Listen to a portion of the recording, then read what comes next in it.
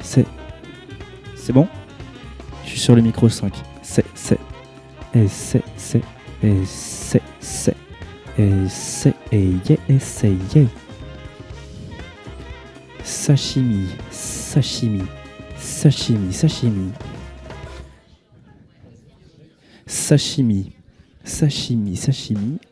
Saucisse. Saucisse au sashimi. Saucisse au sashimi saucé. Saucisse au sashimi saucé, sauçant la sauce. Saucisse au sashimi saucé, sauçant la sauce. Des saucettes de l'archiduchesse. Les chaussettes de l'archiduchesse sont-elles sèches ou archi-sèches? C'est dur, c'est très très dur. Les chaussettes de l'archiduchesse sont-elles sèches ou archi-sèches? Pardon? Moi je m'en fous. C'est toi l'ingé.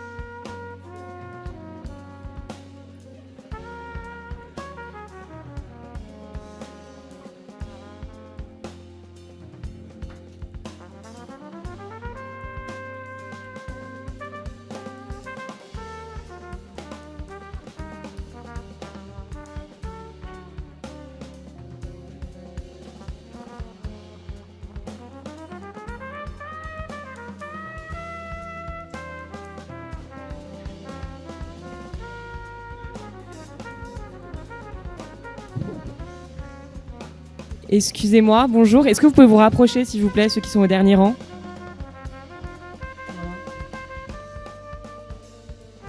Et je voulais aussi savoir qui restait pour la rencontre professionnelle de 18h, s'il vous plaît. Est-ce que vous pouvez lever la main, ceux qui participent à la rencontre professionnelle après? Ok. Merci beaucoup.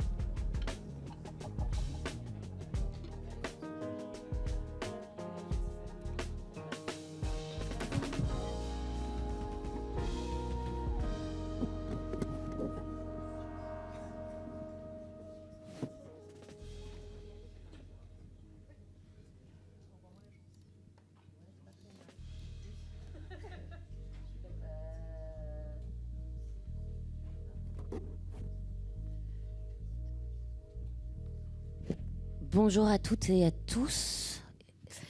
Bienvenue dans cette table ronde sur les tendances et compétences des métiers à l'image et du son. On va parler de l'état du marché de l'audiovisuel français, des compétences qui sont attendues dans les métiers de l'image et du son, puisqu'on a des étudiants aujourd'hui qui sont en dernière année et qui ont plein de questions auxquelles on va essayer d'y répondre. Pour cette table ronde, donc, les invités sont aujourd'hui Julie Manoukian. Merci d'être là.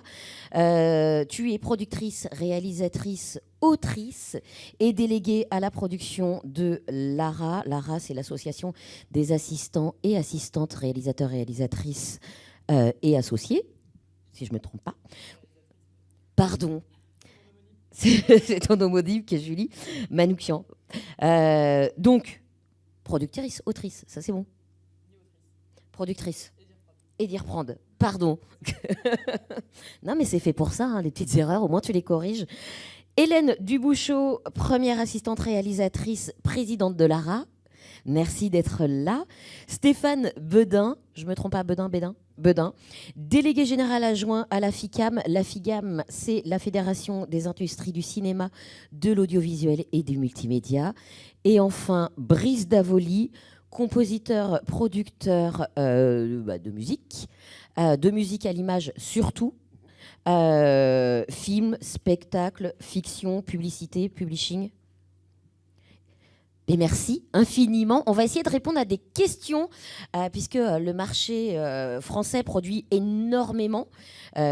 On sait qu'il y a des budgets qui augmentent, il y a des investissements qui ont été nombreux et avec un budget record, notamment en 2024. Pourtant, il y a des débuts de carrière qui sont extrêmement compliqués. On va essayer de répondre du coup à des questions dans cette table ronde, à savoir quelles sont les stratégies concrètes pour entrer dans le métier, l'état réel du marché, sans faire peur, parce que parfois on peut avoir peur. Bon, on va essayer de ne pas faire peur, on va quand même essayer d'avoir de l'espoir dans cette table ronde. Et on va parler aussi de l'évolution des tournages et des prods musicales à l'image, bien sûr de l'IA, parce qu'on n'y échappe pas, même si on voudrait y échapper, mais je pense qu'on n'a pas le choix. Et avec une question fil rouge, peut-on encore vivre correctement du cinéma et de l'audiovisuel en début de carrière ? Bien sûr, si vous avez des questions. Alors pour nous, c'est compliqué, on ne voit pas trop vos mains, mais je pense qu'il y a quelqu'un dans la salle qui va faire « Hey, j'ai une question ». Enfin, en tout cas, vous faites du bruit, j'en sais rien, mais avec cette lumière, on ne vous voit pas. Mais en tout cas, n'hésitez pas à intervenir si vous avez des questions. Quoi qu'il arrive, de toute façon, à la fin, il y aura un petit ping-pong.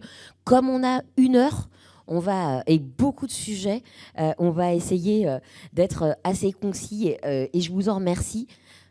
Et d'ailleurs, première question auquel j'imagine que vous avez tous une réponse et qui va être forcément différente. Quels sont les métiers du cinéma et du son qui embauchent ? Qui se lance ? Donc j'y vais. Vas-y. Alors, déjà, les métiers du cinéma et de l'audiovisuel, c'est très large. Ah bah oui. Voilà, il y a une grande variété de métiers. Je sais qu'en général, quand on est étudiant, le premier métier qui nous vient à l'esprit, c'est le métier de réalisateur, de réalisatrice. Voilà, c'est celui qui fait un petit peu rêver et voilà, dont on a envie de s'emparer dès le début de la carrière. Après, il y a plein de métiers dans le cinéma et l'audiovisuel. Les métiers qui embauchent aujourd'hui, alors bon, on en vient à parler tout de suite du marché tel qu'il est, hein, au niveau du contexte économique actuel. On est sorti en fait du Covid en année 2021, 22, 23 avec une forte production en cinéma et en audiovisuel.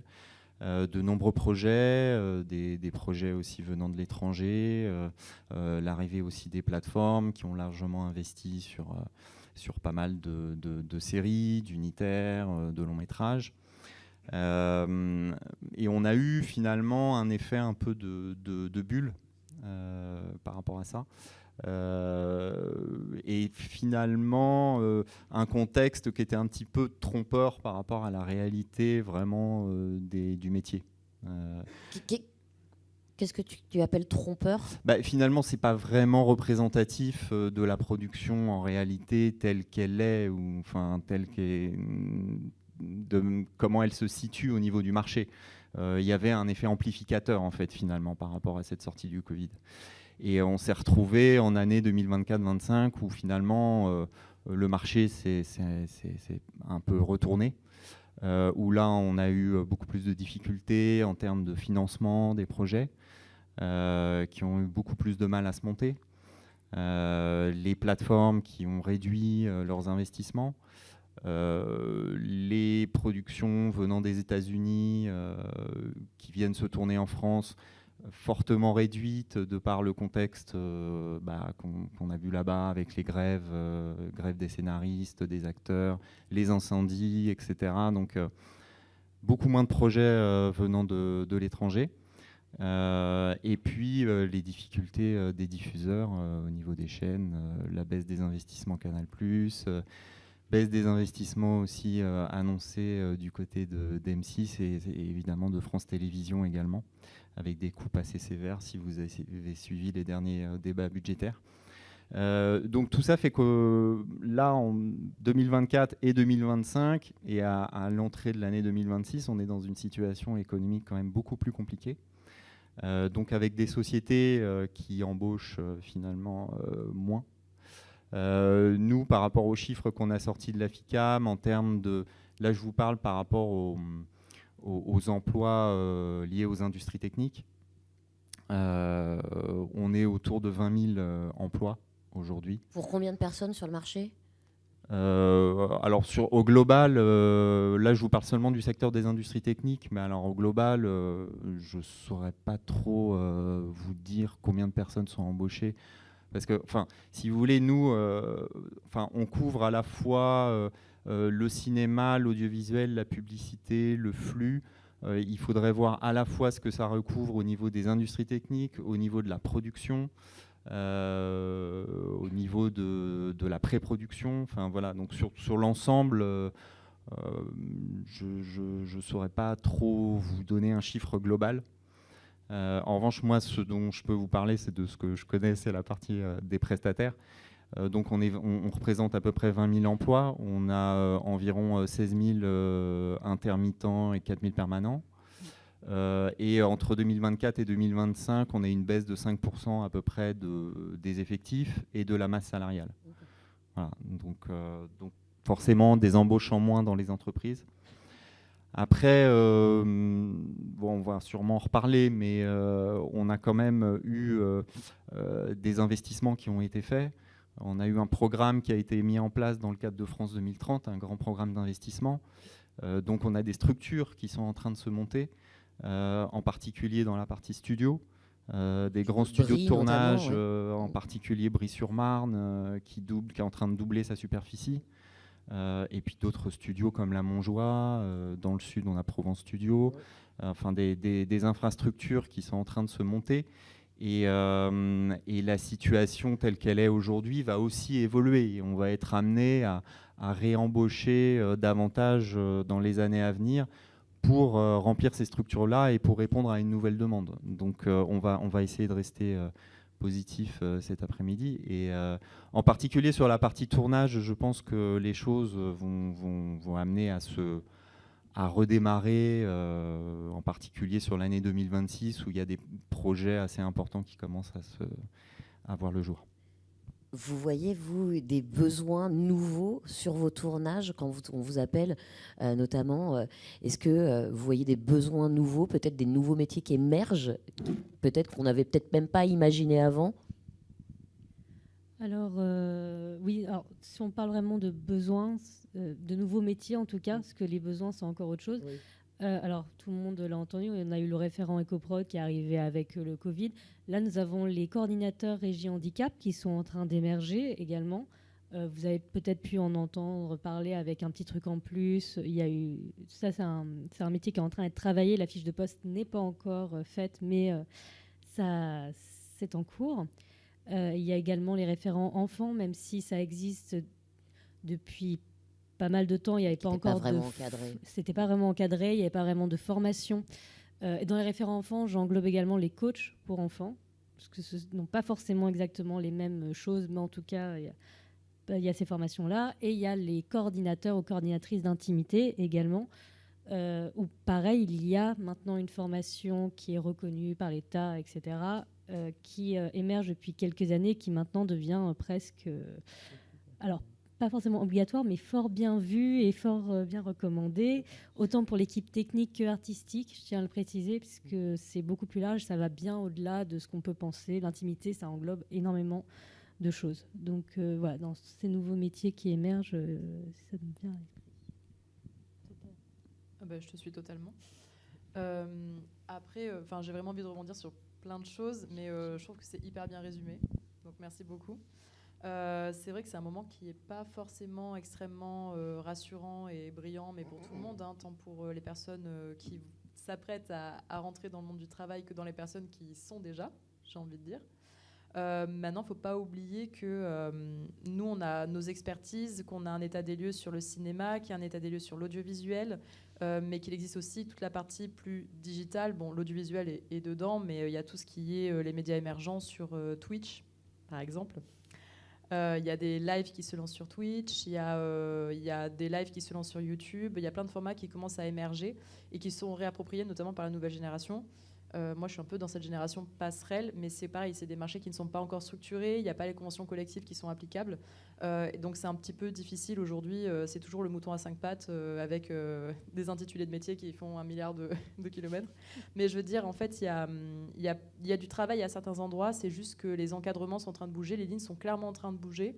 On voit que les modes de financement sont en train de bouger. On est dans un moment qui est hyper intéressant et hyper charnière, mine de rien, parce qu'il y a des questionnements sur les financements publics, sur les financements privés. Les plans de financement ne sont plus du tout les mêmes qu'il y a 10 ans. Alors 20 ans, on n'en parle même pas. Il y a des plans de financement qui n'étaient pas les mêmes avant Covid, sortie Covid. Donc dans tous les cas, c'est hyper intéressant et clairement, on ne sait pas exactement comment ça va évoluer et où ça va évoluer, mais en tout cas, ça évolue. Et ça reste quand même vachement intéressant de voir tout ça, quoi. Bon, c'est un peu en complément. Après, je dirais que les métiers très classiques, nouveaux, émergents, c'est très bien résumé. En son, pardon, je donne la parole à tout le monde. Alors, pas forcément au son, mais je rajouterais quelque chose aussi par rapport à ça qui est un peu moins dézoomé, que je vois apparaître sur pas mal de projets de long métrage que je fais notamment. C'est pour revenir à ta question qui était là où ça embauche. En fait, il y a une compétence qui est aujourd'hui extrêmement demandée et qui est complémentaire à tout ce qu'on fait dans nos métiers. Et c'est aussi un sujet qui est assez charnière de nos métiers avec tous les débats qui autour. C'est l'IA, en fait. C'est qu'aujourd'hui, en fait... On va en parler. Ça fait partie d'un gros point, mais vas-y. Non, c'est parce que c'est totalement cohérent avec la question qui est là où ça embauche. Ça embauche forcément là aussi où il y a de la compétence qui est recherchée, qui est rare. On voit... Alors, moins en musique, parce qu'aujourd'hui, en musique, c'est un peu plus... un peu différent, mais je vois mes potes qui sont sur des longs métrages en VFX, par exemple. On a vraiment maintenant des vrais postes de personnes qui sont spécialisées dans la gestion de VFX en IA, de cascade.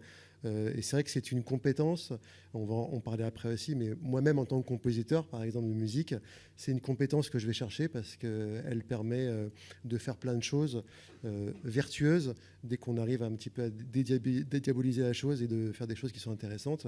Mais c'est vrai que ce sont des compétences qui sont beaucoup demandées et chez les techniciens et les artistes, une maîtrise de ça. Et les choses sont vraiment en train de se professionnaliser. Il y a même des méthodologies maintenant de travail autour de ça. Donc ça, c'est aussi important d'intégrer ça pour vous qui êtes en formation et justement en train d'apprendre les métiers. C'est de les apprendre aussi avec l'évolution qu'ils ont à date aujourd'hui et aussi sur une vision un petit peu plus à long terme. Et c'est ce qui permettra d'être un peu plus, sortir un petit peu plus de la masse, parce qu'on sait qu'il y a beaucoup de concurrence dans les métiers qu'on fait. Et mieux on est armé, et mieux on est préparé, et mieux on est surtout connecté avec les choses qui se font dans le futur, et mieux on a de chances d'être embauché sur un projet. Oui, non, c'était juste par rapport aux nouveaux métiers. Ouais. Il y a aussi des compétences qui sont recherchées dans les studios LED. les studios virtuels. Ouais, vous me devancez, c'est incroyable. Mais non, tu pouvais pas savoir. Non, voilà, c'était juste, voilà, des nouvelles formations aussi qui apparaissent sur le 3D temps réel, etc. Le tracking, voilà, toutes ces nouvelles méthodes, en fait, les nouvelles manières de filmer.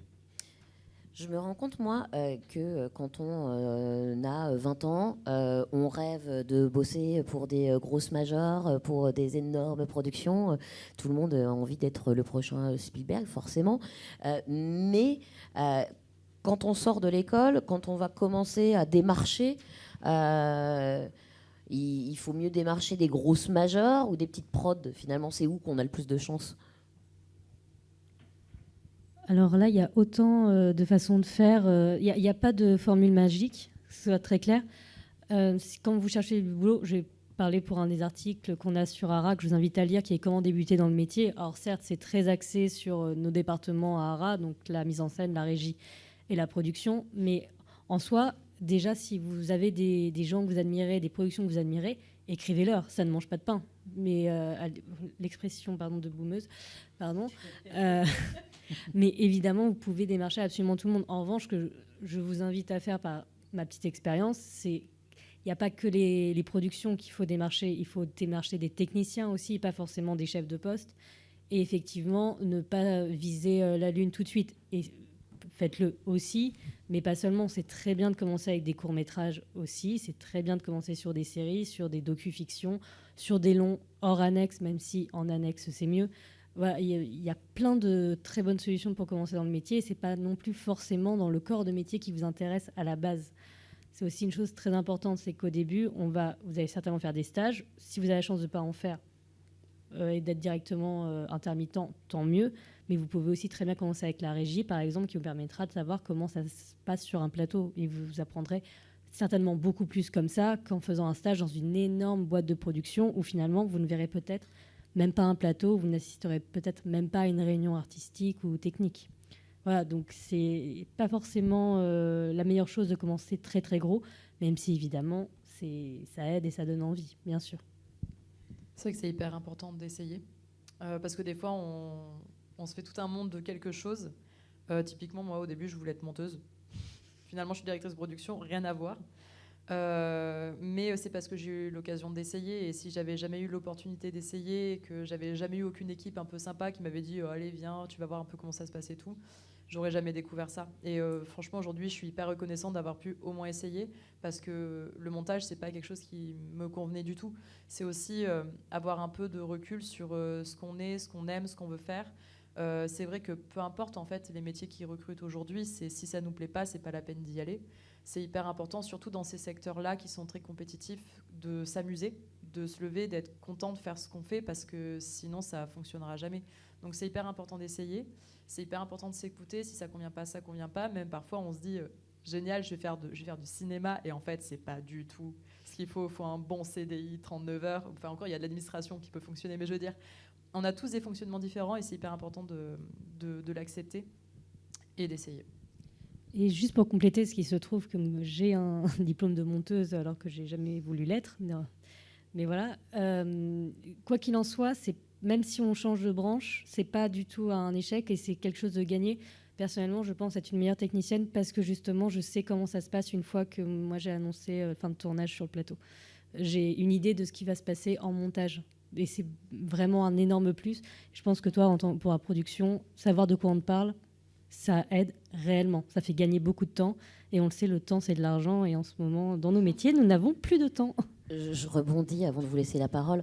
Je pense que c'est quelque chose que je dis moi aussi ici, en disant va voir la régie. Parce que quand on commence, déjà, on fait ses heures. Et c'est toujours mieux quand on fait du cinéma de faire ses heures dans notre domaine et pas ailleurs.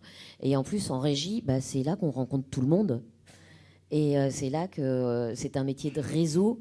Parce que vous verrez jamais une annonce qui dira recherche première assistante réalisatrice par exemple, ou réalisateur réalisatrice, ça n'existe pas. Et du coup en allant vers la régie, c'est là qu'on vous connaît, et au début c'est important. Oui, je suis complètement d'accord avec tout ce qui a été dit. Effectivement, c'est pas linéaire. C'est pas une ligne droite, c'est effectivement, il faut rechercher, il faut prendre le temps d'observer, d'être en immersion, effectivement, par l'intermédiaire de stages ou autres, mais en tout cas, d'être en immersion dans les entreprises, c'est hyper important. Et ce qui est recherché aussi beaucoup dans les entreprises, c'est la polyvalence, l'agilité, savoir d'aller d'un département à l'autre, savoir travailler en équipe et surtout être curieux, s'intéresser à tout ce qui se passe autour.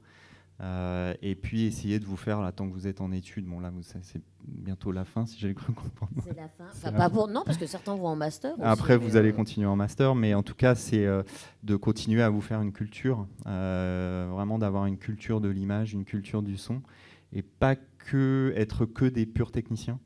C'est vraiment d'avoir une culture globale de l'image ou du son en fonction de ce que vous voulez faire. Brice, pour le son, du coup, sur les majors et sur les indés. Aujourd'hui, major, en fait, c'est plus en tout cas en musique, c'est plus là où ça se passe plus trop. Donc, après, en tant que compositeur, c'est un petit peu différent parce que le chemin, il est un petit peu long avant qu'on vous donne les rênes d'une musique de film.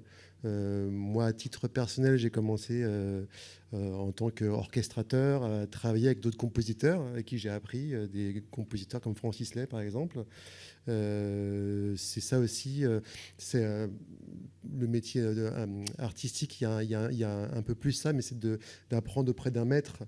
Je pense que c'est pareil au niveau de la technique, en fait, c'est partager l'expérience de quelqu'un, quitte à des fois servir le café, mais en fait c'est un métier où quand on sort de l'école, moi, quand je suis sorti du conservatoire par exemple, je ne savais pas composer de musique, j'avais une théorie qui était très, très grande, mais j'ai beaucoup appris pour rejoindre ce que disait Stéphane. C'est très important aussi d'avoir de la culture, en fait, parce que c'est des métiers, même compositeur, hein, c'est assez technique au final, mais ce qui va vous différencier des autres parfois, c'est une appétence à avoir une vraie culture cinématographique.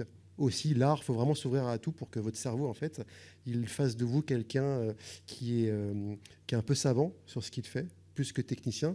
Ça, c'est ce qui permet aussi de se dégager un petit peu du reste et surtout se trouver un maître, un réal, un monteur, un assistant réal, quelqu'un qui vous montre, parce que ça, on apprend vraiment énormément en s'inspirant de quelqu'un. On dit souvent que le métier de créateur, c'est un métier de voleur. C'est pas totalement faux, c'est qu'on s'imprègne de choses, on vole des choses pour après les restituer soi-même. Et ça, c'est important. Et pour rejoindre aussi ce que disait Caroline, le réseau. Il faut rencontrer des gens et à un moment donné, vous allez rencontrer quelqu'un qui va vous ouvrir la porte de sa salle de montage, de son studio, et vous allez beaucoup apprendre à travers cette personne, dans le prolongement de ce que vous avez appris, évidemment ici, qui est aussi précieux, mais l'expérience avec une personne qui, si elle fait preuve de pédagogie et de partage, c'est quelque chose qui est extrêmement précieux. Tu parlais de l'intelligence artificielle tout à l'heure, on va en parler. L'intelligence artificielle, réelle menace ou outil? Je peux me permettre de juste rebondir pour boucler avant. Je suis désolée. Mais tu ne sois pas désolée. désolée. C'est comme on est en face de personnes jeunes qui vont pas tarder à travailler. Tout ce qu'on vous dit là, c'est pas des vérités absolues non plus, c'est des recommandations. Je veux dire, je pense qu'on a toutes et tous des contre-exemples de personnes qui ont fonctionné différemment. Donc moi, j'approuve totalement, c'est des super conseils. Le coup du mentor, c'est génial. Moi, j'ai pas eu de mentor, je regrette. J'aurais adoré avoir quelqu'un pour me mentorer. Mais je veux dire, dans tous les cas, il n'y a pas de drame si c'est pas ce chemin-là. Il y a plein de manières de faire. On peut commencer avec des tout petits projets entre copains bénévoles, ou on peut commencer en stage dans une très grosse production. Et en fait, à chaque fois, le but, c'est d'apprendre, de s'enrichir. En effet, la régie, c'est hyper cool. Parce qu'en plus, la régie, ça permet d'observer tous les métiers du plateau. Après, il y a les métiers de pré-production, de post-production, c'est encore autre chose. Mais ça, c'est intéressant, je veux dire, pour le plateau purement. Mais voilà, je voulais juste souligner que c'était vraiment pas des vérités absolues et que chaque chemin, que tous les chemins se valent, on va dire. Pardon, du coup, mais sur l'IA. Mais t'inquiète pas, moi j'aime bien, j'approuve ce que tu dis. Du coup, AI, menace ou outil? Qui veut parler? Les deux, mon capitaine. Non, mais oui, alors forcément, il y a des métiers plus ou moins impactés, plus ou moins directement impactés. Nous, c'est vrai que sur la partie prestations techniques, les métiers du doublage et du sous-titrage sont très directement impactés par l'intelligence artificielle. Enfin, vous en avez sans doute tous déjà entendu parler, avec les tribunes dans les journaux sur la protection de son image en tant que comédien, ou en tant qu'artiste-interprète, la protection de sa voix. Donc ça pose des questions juridiques, de droit de la propriété intellectuelle, de droit à l'image, etc. Donc et puis ça pose aussi des questions de valeur, de valorisation et d'impact direct sur les chiffres d'affaires des entreprises, hein, clairement. Donc c'est vrai que là-dessus, alors bon, nous on y travaille pour essayer justement de mieux protéger et encadrer tout ça dans le cadre de notre convention collective, puisqu'on a une convention collective de la prestation au service de la création et de l'événement. Et on discute avec les majors en particulier, et avec les artistes interprètes pour essayer, dans notre convention collective, on a une annexe qui s'appelle la DADR qui régit en fait les règles du doublage. Et on essaye de trouver justement des garde-fous qui puissent mieux les protéger, de manière à ce que les voix ne soient pas utilisées dans le cadre de clonage ou dans le cadre de recréation de voix sans autorisation préalable. Donc c'est vrai que là-dessus, c'est plutôt une menace. Après, il faut le voir aussi, comme tu disais tout à l'heure, aussi sous une forme d'opportunité, je pense, sur un certain nombre de métiers. Tu parlais des effets visuels. Effectivement, c'est un outil qui est déjà utilisé dans les effets visuels ou dans l'animation. Mais il faut le voir vraiment comme un outil. Et je pense aussi dans le cadre de votre formation, quand vous appréhendez ces outils d'intelligence artificielle, il faut toujours que ça soit appliqué à un outil de création dans le cadre d'un métier particulier. Il y a très peu d'intérêt en fait à étudier les outils d'intelligence artificielle un par un. Il faut voir de quelle manière ça peut s'appliquer en réalité sur le terrain, quoi. Et là, effectivement, il y a des choses, voilà, il y a des choses incroyables qui permettent de gagner du temps, voilà. En productivité aussi. Bon, ça reste encore à prouver. Mais en tout cas, voilà, c'est clair que ça va changer de toute façon la manière d'appréhender certains métiers. C'est vrai que par exemple, la post-synchro, pour parler du son, là où on mettait 10 jours pour faire une post-synchro, avec des outils d'IA, on peut mettre 3 jours, quoi. Donc c'est vrai que ça change totalement la manière de pratiquer un certain nombre de métiers. Alors, je vais aller dans le même sens. Hein. Il y a des côtés positifs et des côtés négatifs. Pour le côté technique, je sais que par rapport à mon métier d'assistante réelle, par exemple, on m'a pas mal demandé si je pouvais faire un plan de travail ou un déploiement avec l'IA. Ça va certainement venir. Pour le moment, quand c'est le cas, c'est une catastrophe. Parce qu'il y a un facteur que l'IA ne peut pas gérer, c'est l'humain, à savoir un ressenti, une expérience aussi quand on lit un scénario, quand on dépouille.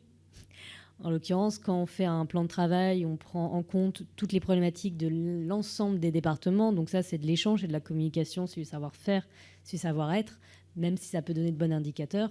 Après, je pense que l'IA, ça peut être un facilitateur. Si c'est bien pensé, si c'est bien réfléchi, si c'est fait en bonne intelligence, sans mauvais jeu de mots, et dans ce cas-là, ça peut effectivement aider. En revanche, il est vrai que c'est aussi une menace parce que maintenant, dans les contrats des comédiens, il y a un petit paragraphe sur l'IA. Donc ça veut dire qu'il faut savoir lire un contrat. Ça vient aussi dans certains contrats de techniciens.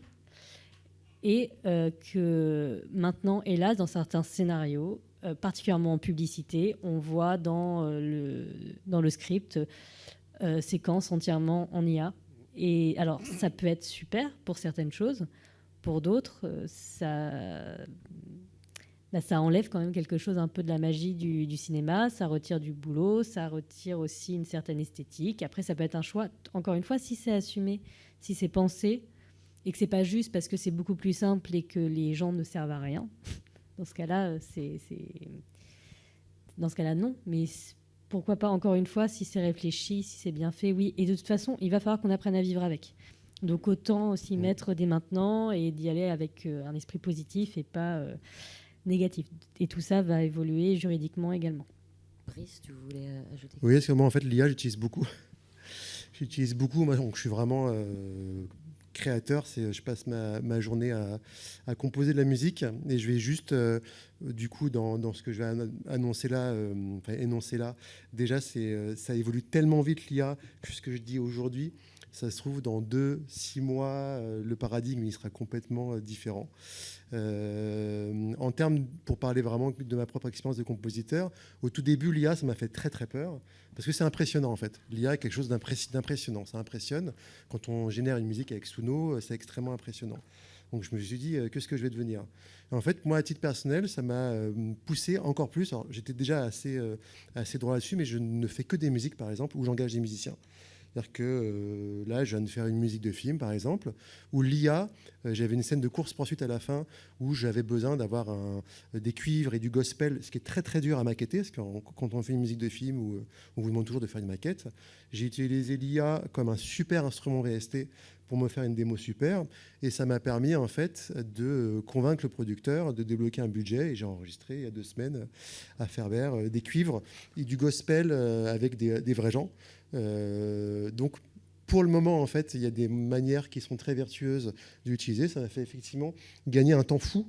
Et surtout, il n'y a aucun intérêt, quand on est compositeur, on passe beaucoup de temps à essayer de faire sonner des maquettes. En fait, il n'y a aucun intérêt, ni intellectuel, ni à faire ça. Donc ça permet si utilisé à bon escient, de faire ça. Après, quand on manipule aussi ce genre d'IA, on voit très bien aussi que c'est très facile de pouvoir faire des choses qui sont bluffantes, même émotionnellement. En fait, c'est ça qui est très complexe avec une IA. C'est qu'au début de l'IA, les gens disaient oui, mais ça n'a pas la saveur de l'humain, etc.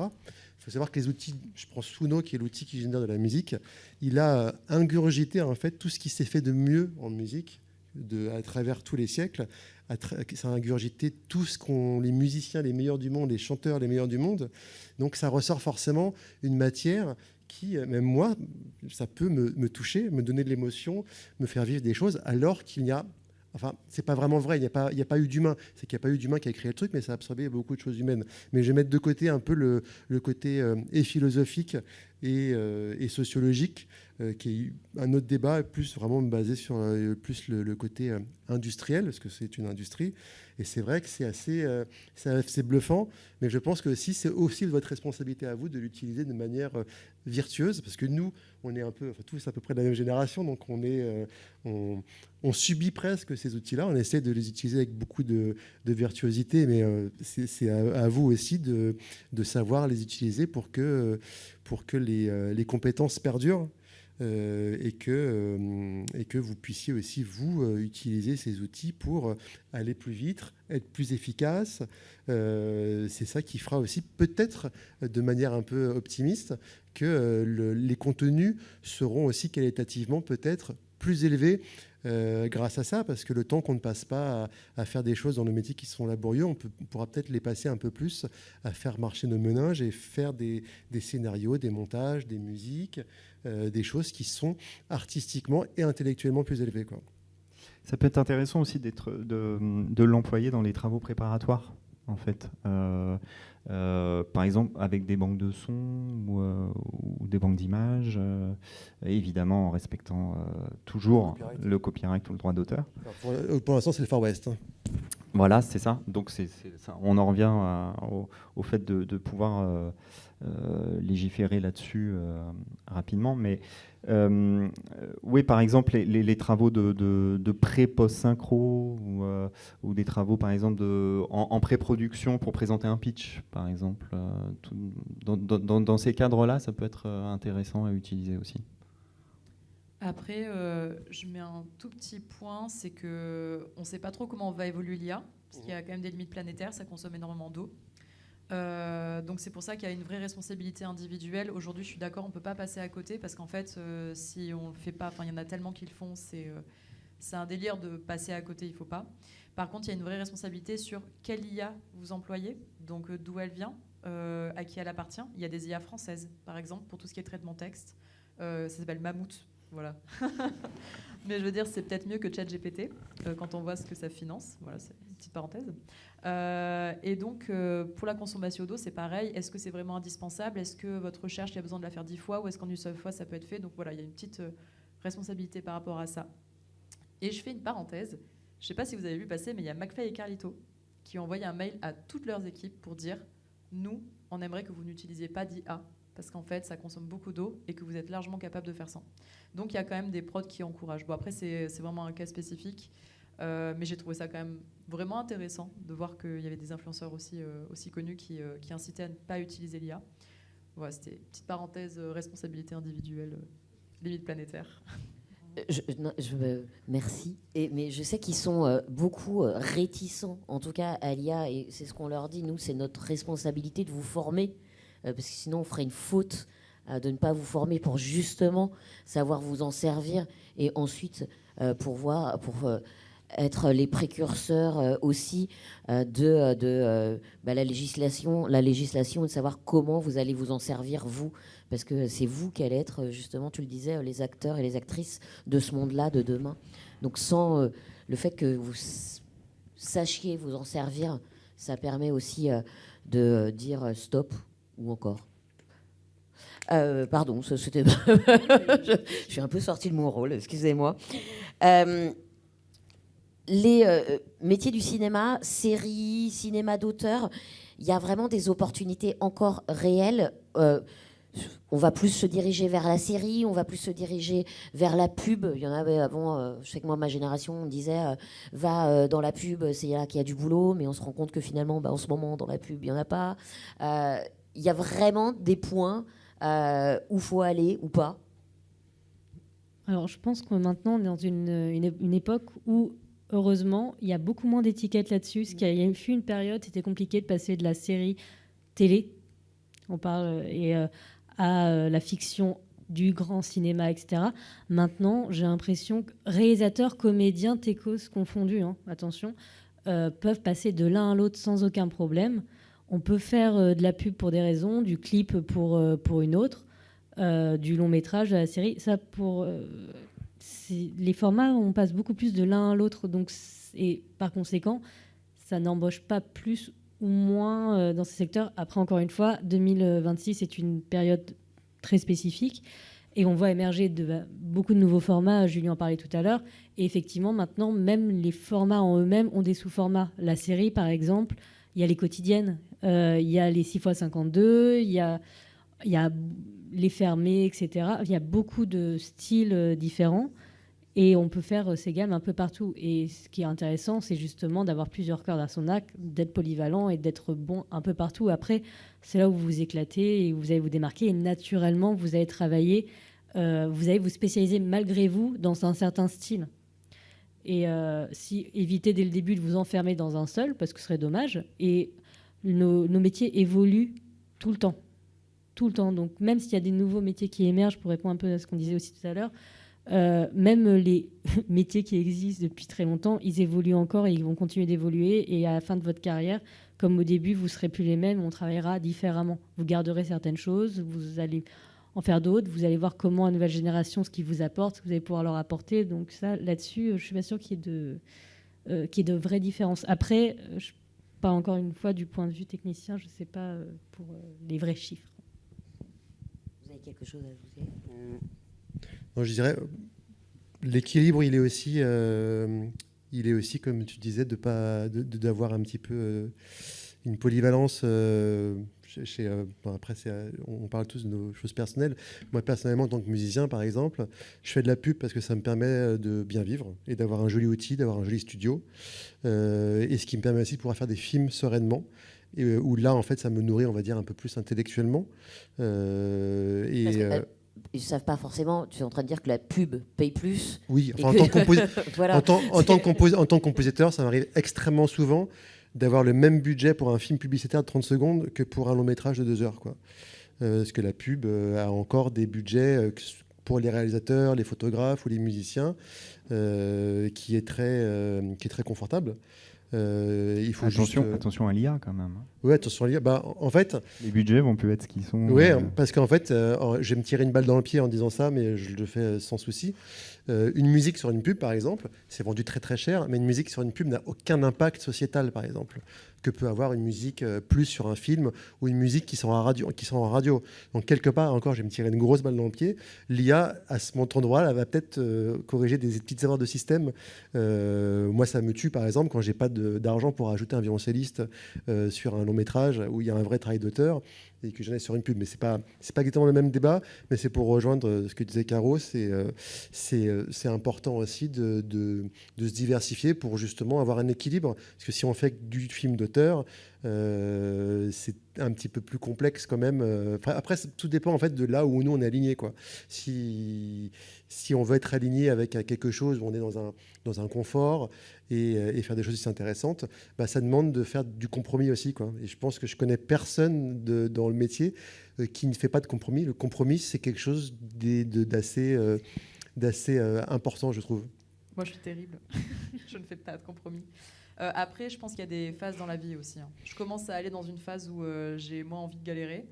Mais en fait, j'ai essayé au début de ma carrière de faire du documentaire, de la fiction, clip, pub. Tout s'est très bien passé, sauf la publicité. J'ai eu des aphtes et des angines pendant toute la prod et j'ai essayé 3 fois parce que je me suis dit sur un malentendu, peut-être que ça va passer. Mais voilà, c'est exactement pour en venir à ce que tu veux dire. Ça dépend où est-ce qu'on place la jauge en fait entre nos besoins financiers, nos besoins de valeur et nos besoins de ce qu'on va vivre avec l'équipe, parce que mine de rien, le fait de s'entendre bien avec l'équipe ou pas, ça joue. Pour ma part, c'est juste que j'arrive pas à faire autrement, mais c'est mon système. Et très franchement, j'envie mes amis qui font de la publicité pour arrondir les fins de mois et pouvoir faire des projets indépendants en parallèle. Donc c'est une très très bonne stratégie en soi. Mais je veux dire, voilà, c'est pareil, quoi. C'est pas grave si vous voulez faire autrement. Voilà, je suis plutôt allée sur le social et l'environnemental. Et vous imaginez bien que c'est ce qui gagne hyper bien actuellement. Donc je gagne très bien ma vie. Mais bon, je suis contente de le faire. Et puis pour l'instant, je peux. Disons que ça me convient. Mais j'ai plein de personnes autour de moi qui pourraient pas, quoi.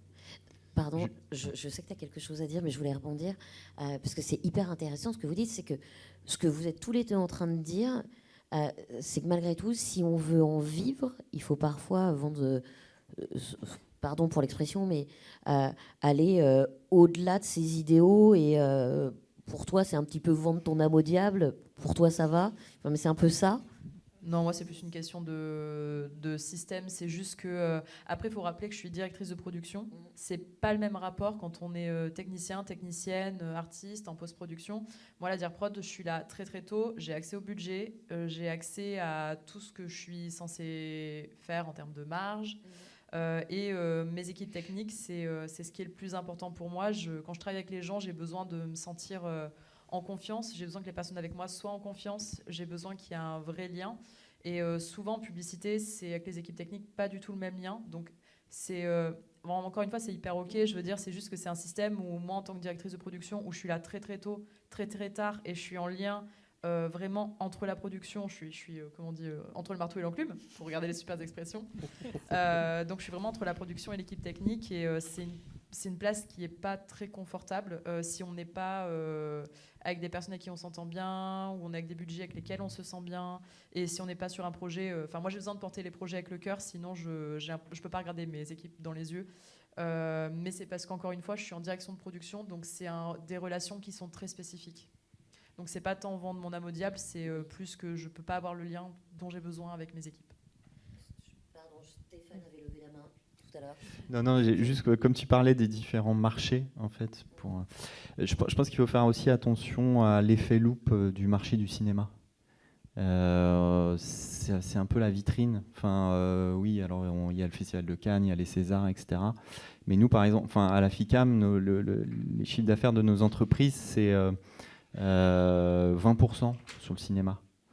Et c'est à 60% sur l'audiovisuel. Donc, quand je dis audiovisuel, c'est la fiction, série et le flux. Tous les métiers qui tournent autour du flux, c'est-à-dire les émissions de plateau, émissions jeux télévisés, etc.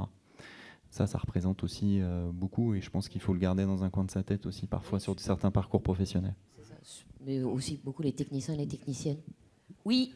Moi, j'avais juste une question pour les budgets de pub et de la musique. Vous avez dit tout à l'heure qu'il y avait autant de budget sur une musique de pub qui dure en général 7 secondes comparé à une musique de cinéma.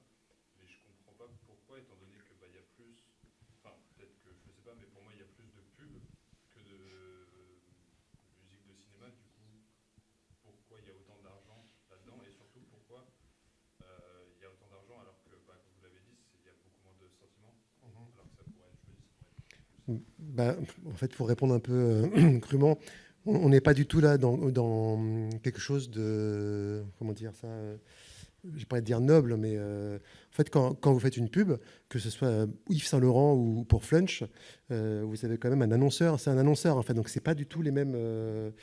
C'est pas la même économie en fait que du cinéma. C'est un système aussi qui a été construit comme ça dans les années 60. Parce que je parle de la musique, mais c'est pareil pour l'image. Hein. Un gros film de pub, vous avez entre 700 000 et 1 million d'euros de budget pour la partie image. Vous avez beaucoup de longs métrages où vous avez entre 2,5 et 4 millions d'euros pour faire le film. Donc on a un rapport de 30 secondes, vous avez 700 000 euros, 1 million d'euros. Et pour un film, donc c'est un système qui a été fait comme ça. Et encore, quand on voit aussi l'achat d'espace, c'est une économie qui est, je ne vais pas dire parallèle, mais qui est complètement différent de l'économie de projets plus artistiques comme le cinéma ou la fiction, quoi. Et pardon, je t'entendais dire, tu parlais de produits également. Ouais. Oui, la publicité est un produit qui est fait pour vous donner envie d'acheter, de vendre, et derrière, il y a des attentes.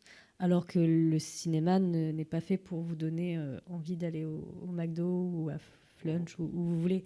C'est pas du tout le résultat, la vision, et le but n'est pas du tout la même chose. Alors après, il y a des nouveaux formats.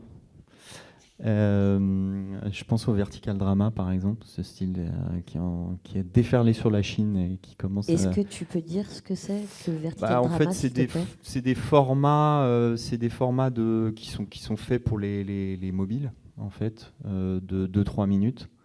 Et en fait, ce sont des séries d'à peu près entre 60 et 80 épisodes, 2-3 minutes chacun.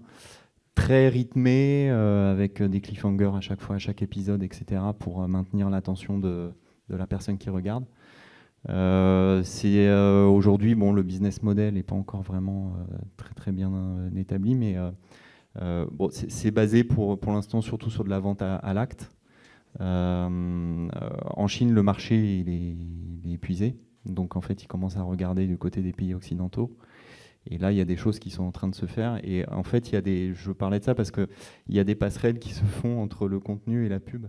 Parce qu'il y a des placements de produits, ce qu'on appelait, nous, boomers, du publi-reportage. Exactement. Mais c'est précisé. Donc, prend différentes formes, prend une autre forme. Ils sont obligés de le dire quand il y a des produits. Et effectivement, ouais. Mais alors là, comme tu disais, c'est aussi un peu le Far West. À ce niveau-là, nous, effectivement, on est dans notre réglementation avec le petit P, placement de produits, etc. Ce qui n'est pas encore le cas pour ces formats-là.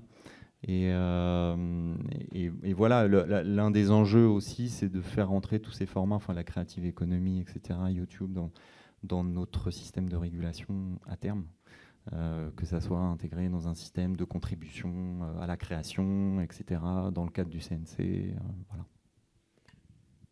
Est-ce que vous voyez une intensification du travail qui est demandé à la personne?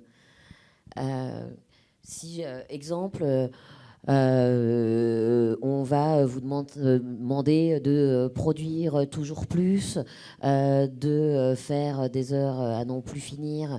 En gros, la charge demandée, est-ce qu'elle est plus intense qu'avant?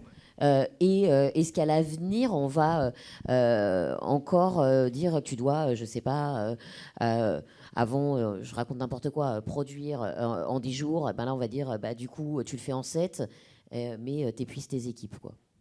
Ou au contraire, on arrive à quelque chose d'un peu plus vertueux parce qu'il y a des gens qui se battent. Merci. Non, c'est de pire en pire.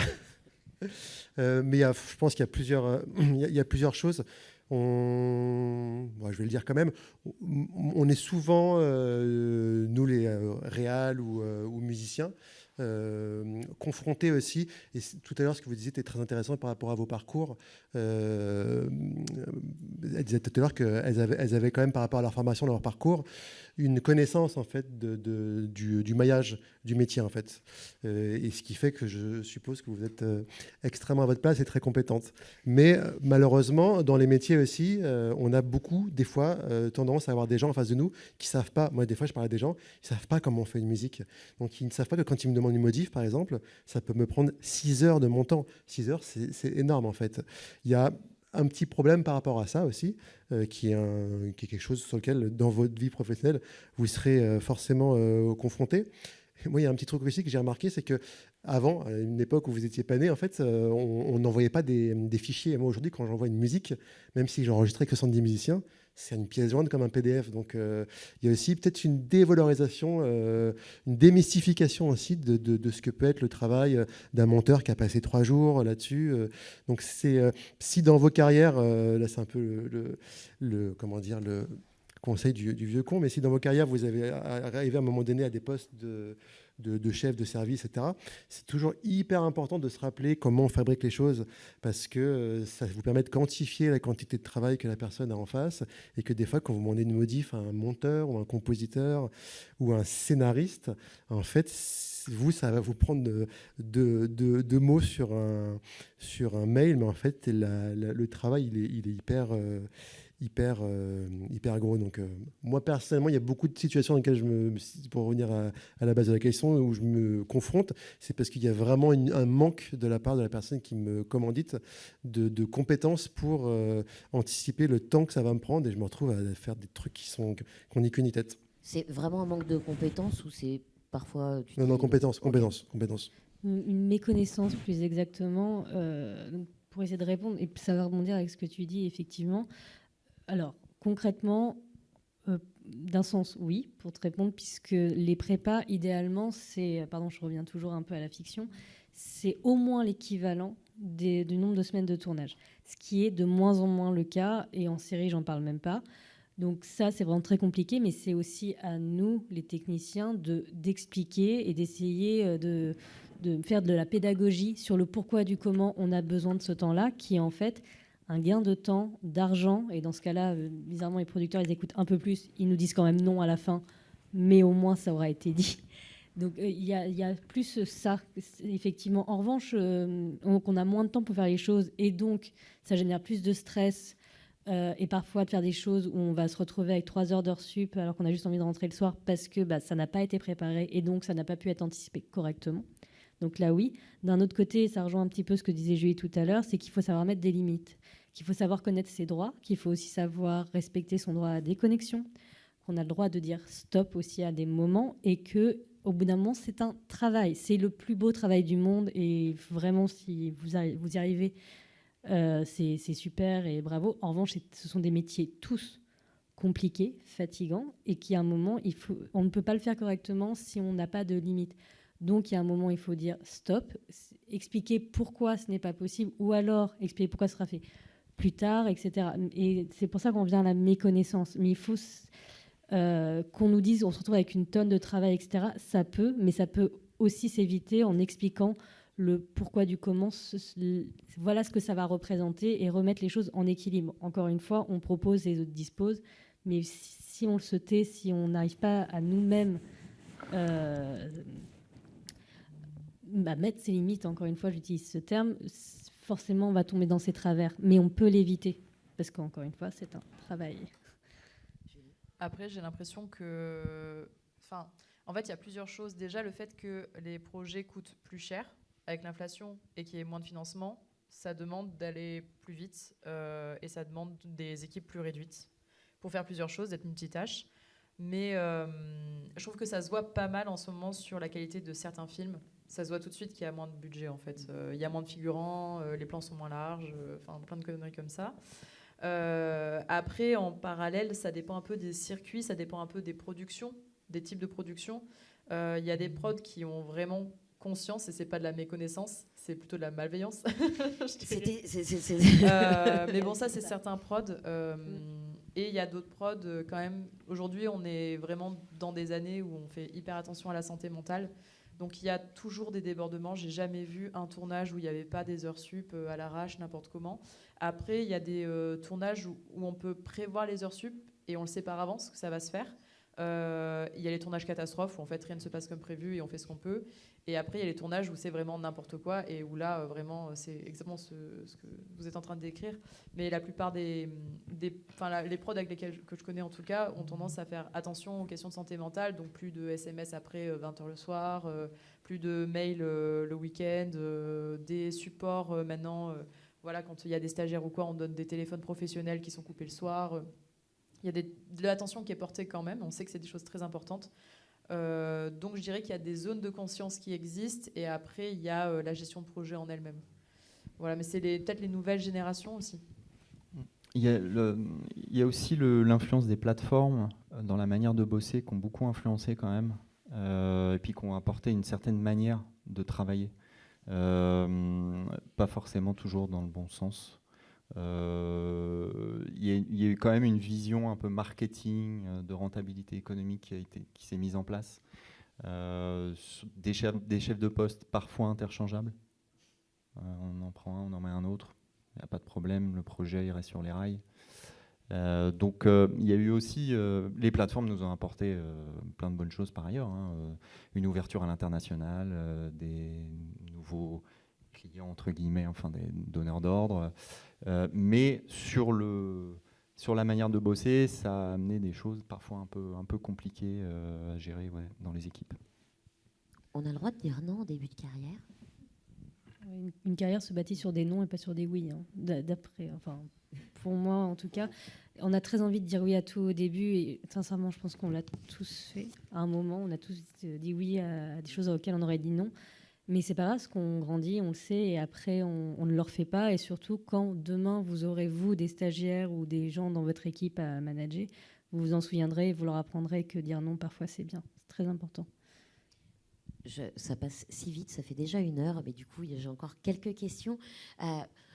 Depuis tout à l'heure, on est un peu pessimiste, mais du coup, il y a Roger Corman, j'imagine que vous connaissez tous, hein, qui est un réalisateur, qui a écrit son autobiographie, comment j'ai fait 100 films sans perdre un centime, et qui dit qu'il a tout traversé, justement l'arrivée de la cassette vidéo, l'arrivée du DVD, tout ça, qu'il y a eu des crises à chaque fois dans le cinéma, depuis les années 30, on dit que le cinéma est terminé, et qu'au final, à chaque fois, il se relève et il se réveille, et c'est, tu le disais tout à l'heure d'ailleurs, le début d'un autre cycle. Du coup, on peut être un peu optimiste quand même quant à l'avenir.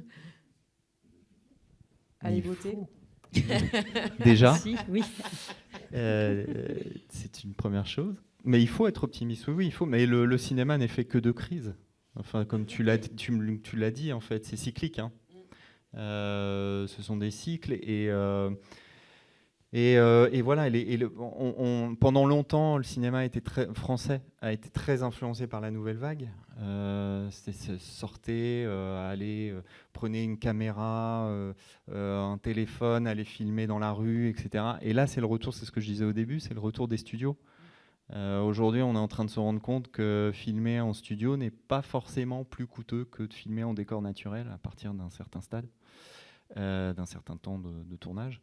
Donc, et il y a des nouveaux outils qui sont en train de se mettre en place. Donc, en fait, la vision des choses, elle évolue.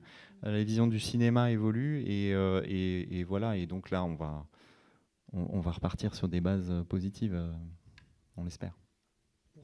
On était pessimiste, en fait, c'est ça, non? Non. Un petit peu. Non, pas du tout. Après, ça reste quand même des métiers qui sont extrêmement passionnants, dans lesquels on apprend toujours, dans lesquels on est toujours curieux, dans lesquels on reste quelque part toujours une âme d'enfant, et c'est hyper important de le dire. C'est vrai que, pour rebondir sur ce que tu viens de dire, dans ce genre de table ronde, vu qu'on est en face d'étudiants, c'est vrai qu'on a souvent tendance un petit peu à vous mettre en garde sur les choses un petit peu à éviter, etc. Et on en oublie parfois de quand même se rappeler à quel point les métiers qu'on fait sont quand même des métiers extraordinaires, dans lesquels émotionnellement, on vit des choses quand même qui sont assez incroyables. Et c'est quelque chose, je pense aussi, dans une gestion de carrière qui est hyper importante à essayer de conserver, parce que c'est ça qui va nous aider à garder une fraîcheur, à garder un œil, garder aussi de l'optimisme, parce que l'art est quand même quelque chose, un vecteur de tellement de choses qui peuvent faire s'élever l'homme à plein d'endroits. Donc non, il y a encore énormément de choses à faire. Et justement, avec toutes les technologies, on va mettre l'IA de côté, mais en termes de matériel, je pense qu'il y a des choses techniquement là qui sont maintenant possibles et qui permettent on le voit même quand on va au cinéma, qu'on regarde des choses. Tout est possible maintenant. Donc je pense que votre génération va aussi bénéficier de toutes ces techniques qui va permettre d'avoir encore plus de fantasmes dans ces idées de réalisation, de scénario. Donc c'est une période qui est très excitante par rapport à ça, quoi. Je vais vous poser 3 questions, les mêmes. Vous allez répondre en même temps. Je vous demande de faire très court si ça ne vous dérange pas. Une compétence à développer dès maintenant pour les étudiants, selon vous? L'observation. Ok. Je suis d'accord. Non, c'est compliqué. Enfin, c'est compliqué de résumer en un mot. Fais 2. J'ai envie de dire rester curieux, mais c'est pas une compétence, quoi. La curiosité. Bon, ça se cultive. Ça se cultive, oui. La polyvalence et la culture de l'image et du son. Ça fait combien de mots, ça? Ça va, c'est bon, c'est accepté. Patience et persévérance. Une erreur à éviter? Se forcer. Non, mais genre se forcer à aller sur des projets où on le sent pas du tout et se forcer à rester, surtout quand il y a des red flags de tous les côtés. L'impatience. J'avais la même réponse que toi à peu près, donc. Je te la donne si tu veux. Non, mais effectivement, ne pas vous forcer. Brice, une erreur à éviter? Ne jamais se blaser en fait des choses. Ah oui, ouais. Et ouais, vas-y. Non, en fait, non, il y a un truc qui est hyper. Pour revenir sur non, sur la question du début, non, sur avant, en fait, ce qu'il faut toujours garder et que parfois on perd dans la vie, etc. Et c'est par rapport à l'art, c'est l'humilité en fait qu'on a par rapport à nos métiers. C'est ce qui nous permet de toujours rester à la place et de toujours aussi respecter notre environnement, être très humble par rapport à ce qu'on fait, quoi. Et un conseil concret pour rentrer sur le marché? Votre premier réseau, il est ici, entre vous, quoi qu'il en soit. Alors, aller au cinéma, rencontrer des gens, etc. Mais vraiment, vous allez vous recroiser et vous allez vous échanger du boulot, vous allez vous conseiller. C'est dès maintenant que ça a déjà commencé, vous avez déjà votre premier réseau. Vous ne partez pas seul. Ouais, l'importance du réseau, créer le réseau et échanger entre vous, même si vous n'avez pas forcément la même spécialité ou les mêmes intérêts, échanger d'un département à l'autre. Voilà, c'est de toute façon, sur un plateau, tout le monde est réuni et les différentes spécialités ensemble, donc c'est important qu'on puisse se comprendre. Moi, je rejoins le réseau aussi en disant qu'on a beaucoup de festivals professionnels aussi qui sont de jolis points de rencontre. Il y en a tout au long de l'année, que ce soit de la fiction, du documentaire, du long métrage, du court métrage. Les festivals, c'est des lieux qui sont très intéressants pour rencontrer justement des personnes et étoffer un petit peu son réseau. C'est toujours par rapport au réseau, mais faufilez-vous, créez-vous des opportunités quand vous le pouvez. Si vous avez une petite ouverture, peut-être allez-y, si vous le sentez, n'hésitez pas à essayer, en tout cas. Puis la pire des réponses qu'on puisse avoir, c'est un non. Et puis personne ne meurt d'un non. Donc osez. On va passer aux questions-réponses avant de terminer. Il y a forcément des questions que je n'ai pas posées, des questions que vous vous posez. Je ne suis pas dans vos têtes. Du coup, j'ai forcément des questions auxquelles vous pensez, mais que moi, je n'ai pas pensé à poser. Donc, n'hésitez pas. Et surtout, il n'y a pas de mauvaises questions. Oui, je vois péniblement. C'est juste combien de temps vous avez mis à vivre du cinéma? Alors, je suis en reconversion professionnelle. Moi, j'étais chef édito à la télévision avant, parce que je suis sortie de l'école de cinéma très tôt. Donc, cette partie-là, parce que dès mes 19 ans, j'étais intermittente. Comme ça, au moins, c'était réglé. Et vraiment, de la mise en scène, pour vivre 100% de ça, j'ai mis 3 ans à vivre exclusivement juste de la mise en scène, sans faire de régie à côté ou de faire des émissions ponctuelles à la télévision. Moi, j'ai fait 2 ans sur facture à la sortie de mes études et j'ai pu être intermittente la 3e année. Mais j'ai fait du bénévolat depuis mes 15 ans aussi. Donc j'ai fait beaucoup de tournages, beaucoup de festivals en bénévole. Et en fait, j'ai fait mon réseau avant ma sortie d'études. C'était un sacré cadeau, ça. J'ai une question. Est-ce que vous vous conseillerez de créer sa propre entreprise dès la sortie des cours? Alors, en fait, ça dépend vraiment sur quel marché tu vas aller. Parce que la pub, les clips, l'audiovisuel, le digital, les nouvelles plateformes ou le cinéma, c'est pas du tout la même chose.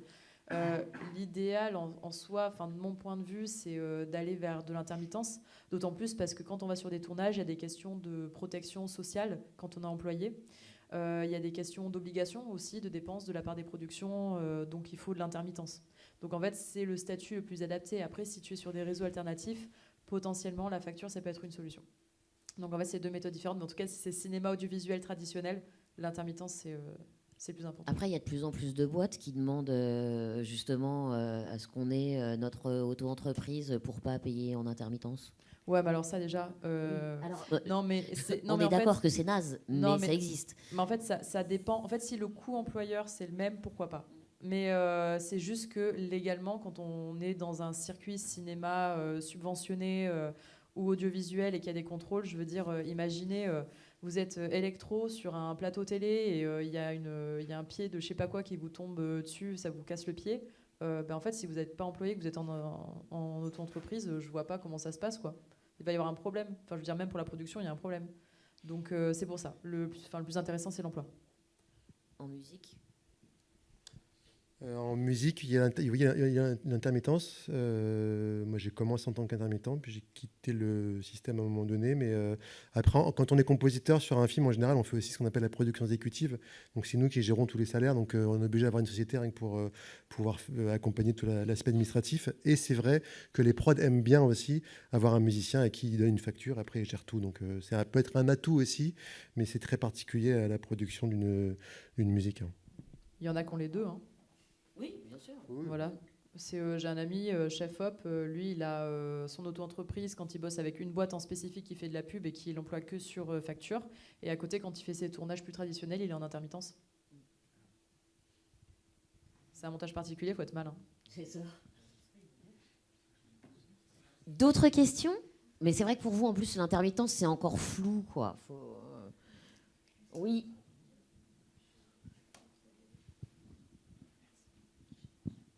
Moi, ma question, elle est pour Brice Davoli. J'ai vu que vous aviez participé à Scam, qui est à la composition d'un morceau qui a été joué sur Scam, qui est une web-série qui a été diffusée sur France Télévisions, qui pour moi était un programme vraiment d'utilité publique. Et je voulais savoir comment on est appelé sur ce genre de projet. Est-ce qu'il y a des auditions? Et de manière plus générale, comment on commence sa carrière en tant que compositeur quand on est junior? Alors sur ce projet particulier, en fait, c'est pas de la musique originale que j'ai fait. C'est en fait, je suis signé chez Universal Music et qui me commande beaucoup de musique tous les ans et qui sont placés sur des projets. Donc c'est une musique qui a été achetée en fait par Scam là-dessus, comme sur pas mal de longs métrages ou en France à l'étranger. Après, pour répondre à ta question, moi, par exemple, la musique à images, j'ai commencé par faire des petites pubs. J'ai pas commencé ni par la fiction, ni par le cinéma. J'ai commencé par faire des petites pubs, et puis des pubs un peu plus importantes. Et l'avantage de la pub et ses budgets, c'est que ça m'a permis de pouvoir enregistrer. Moi, j'ai une formation de musicien classique, donc, mais enregistrer un orchestre, ça coûte cher.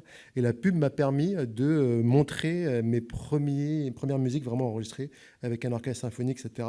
Et de montrer mes compétences là-dessus. Mais pour rejoindre ce qu'on disait tout à l'heure, chacun après a un parcours qui lui est propre. Et voilà, chacun trouve aussi une porte d'entrée. Mais en général, sur un long métrage ou une série, c'est plus le réalisateur qui va vous choisir dans 90% des cas. Dans 10% des cas, c'est le producteur, mais c'est le réalisateur parce que c'est une rencontre. C'est vraiment la rencontre du musicien et du réalisateur. Donc, il n'y a pas vraiment d'audition. C'est un réalisateur qu'on va rencontrer ou qui aime votre travail et qui va avoir envie de travailler avec vous. C'est la relation, elle est très précieuse. Aussi précieuse, je pense, qu'un réalisateur avec son monteur, par exemple. C'est aussi une entente qui est bien plus que technique. Elle est vraiment sur des partages de vision, etc. Donc, ça rejoint tout ce qu'on dit depuis tout à l'heure. C'est l'importance de faire des rencontres, quoi. Merci. Je vais vous laisser le mot de la fin. Pour le coup, est-ce que vous avez quelque chose à ajouter? Pareil, parce que j'ai demandé aux étudiants s'il y avait des choses que je n'avais pas abordées. J'en ai sûrement oublié. Peut-être que vous avez des choses à dire aussi. Merci beaucoup déjà de nous avoir invités. Juste un petit mot. En sortant, on vous a beaucoup parlé du réseau qui était déjà là. Il existe des syndicats et des associations qui sont propres à tous les métiers différents. Je vous invite vraiment à vous renseigner parce que c'est aussi là où vous allez pouvoir retrouver des gens qui... On adore parler de nos métiers, on peut en parler pendant 5 heures, donc profitez-en. Proposez-leur d'aller boire un café, allez à leur soirée, allez à leurs conférences. Je sais que dans le cadre de HARA, on fait 15 000 rencontres dans l'année, on fait des articles, etc. L'AFSI pour le son fait aussi un super boulot. Il y a l'ADP, il y a l'AFC. Enfin, selon vos départements, vous allez pouvoir trouver des oreilles qui seront là pour vous écouter et des gens qui seront là pour vous aider et vous soutenir. Donc, n'hésitez pas à aller les contacter. Alors, si je puis me permettre, ce sont des associations. Oui, j'ai parlé aussi de... Il y a le SPIAC, il y a plein de... Voilà, il y a aussi les syndicats, mais je suppose que tu allais rebondir. Oui, non, voilà. Et puis, il y a la partie syndicale qui est différente parce que là, nous, on s'appuie sur une convention collective. On est un syndicat patronal d'employeurs, donc on négocie avec des syndicats de salariés, on représente une branche professionnelle, etc. Donc après, les associations de techniciens, c'est super, effectivement, pour le réseau et tout. Mais c'est un peu différent de la partie syndicale. Alors, je précise, je parle pour les associations, c'est le savoir-être et savoir-faire, généralement dans mon métier, et le syndicat, c'est plus pour connaître vos droits, etc. Ouais. C'est 2 choses effectivement différentes, mais dans les 2 cas, je vous invite à vous renseigner et à aller voir selon vos personnalités et vos envies. Oui, tout à fait. Et juste pour terminer sur la partie syndicat, n'hésitez pas à aller voir aussi sur le site de l'AFICAM. En fait, vous avez recensé l'ensemble des sociétés membres de l'AFICAM. Donc, vous avez tous les prestataires techniques de l'image et du son. On représente à peu près 80% de la filière, donc c'est assez représentatif. Merci infiniment de vous être déplacés. Merci infiniment d'avoir transmis à nos étudiants et nos étudiantes. J'espère que vous avez un peu appris que les conseils qu'on vous a donnés vont rester là et qu'un jour vous aurez la chance de les donner en retour. Merci.